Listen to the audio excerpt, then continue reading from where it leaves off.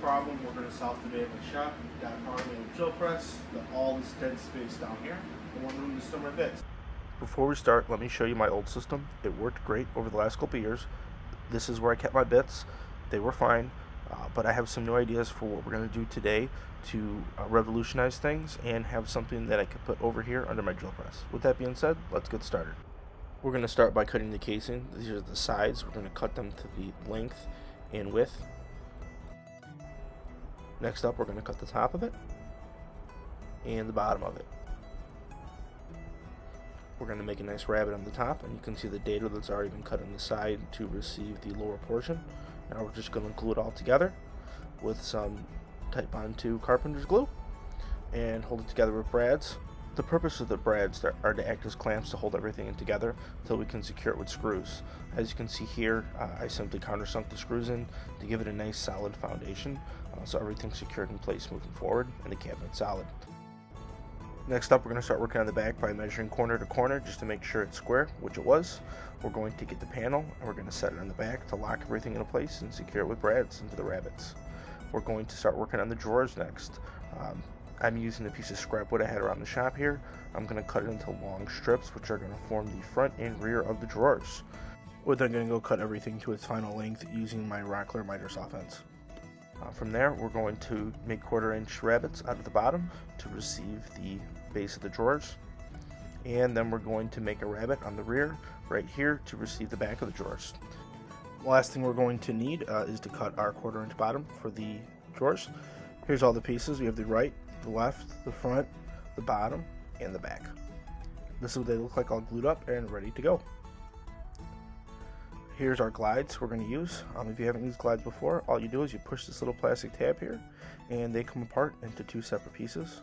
One goes onto the drawer itself. We're screwing in right here. This is the layout of the drawers themselves.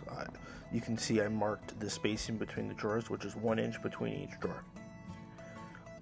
To put your glides in, all you do is you get your combination square and you make a mark. You can see my pencil mark right here, and then we're going to screw the left part of the glides in. This is what they look like all assembled, and we're just going to clip everything back together with our drawers, slide it in and out, and there you go. Nice smooth ball bearing glide. Next up, we're going to make a maple face frame to cover the ends of the plywood from being exposed. And we're just going to cut everything to length on the miter saw. You can see we're making these half lap joints right here.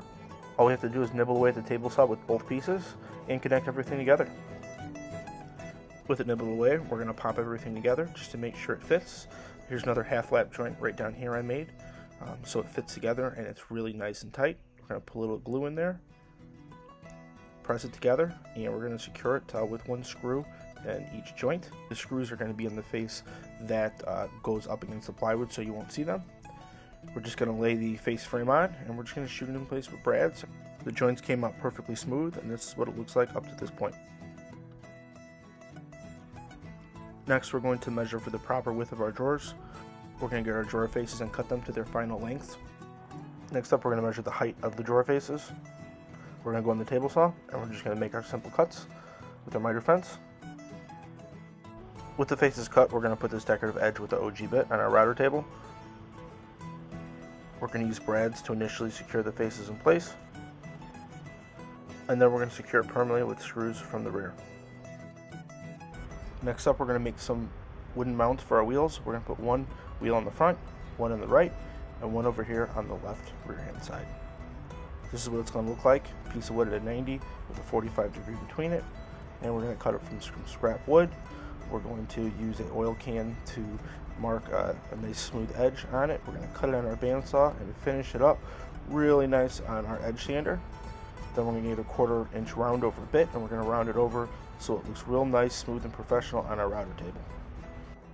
From there, we're going to assemble it with some glue, hold it together with some brads, and then use some 3/4 inch wood screws to screw it nice and tight together. This is what it looks like so far. To mount our wheels, we're going to mark 4 holes, and then we're going to drill them out, run some 1/4 inch bolts right through, and tighten it down. Now we're going to drill a couple countersink holes so it looks real nice when it's mounted to the cabinet. Now let's start making the bracket for the front wheel. Essentially all it is a wooden block with the wheel mounted on it and 2 tapered pieces of wood coming down. This is what the final assembly looks like. We're just going to screw it together and we're going to screw it in place. We're going to put the front one on under the drawers and we're going to put the side ones in the rear on the right and left.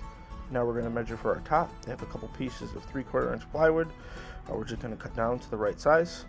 We're going to screw them down in place to secure them so it's nice and stable.